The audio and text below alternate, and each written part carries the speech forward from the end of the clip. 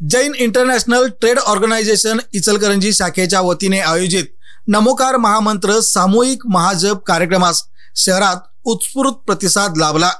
नामदेव भवन मैदानात झालेल्या कार्यक्रमात सुमारे 4000 जैन भाविकांनी सामूहिकपणे 108 वेळा महामंत्र जप केला। त्यासोबत अनेक भाविकांनी घरी व मंदिरामध्ये जप करून सहभाग नोंदवला। नामदेव मैदानात सकाळी 8 वाजता हा कार्यक्रम पार पडला। या कार्यक्रमात दिल्लीतील मुख्य समारंभाचे पंतप्रधान नरेंद्र मोदी यांच्या उपस्थितीत थेट प्रक्षेपण करण्यात आले।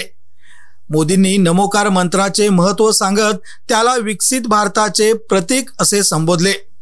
त्यांनी गुजरातमधील जैन तीर्थकारांच्या तपश्चर्येचा, नव्या संसद भवनातील जैन प्रतीकांचा आणि भारतात परत आलेल्या जैन मूर्तींचा उल्लेख करत जैन धर्माच्या योगदानाची माहिती दिली।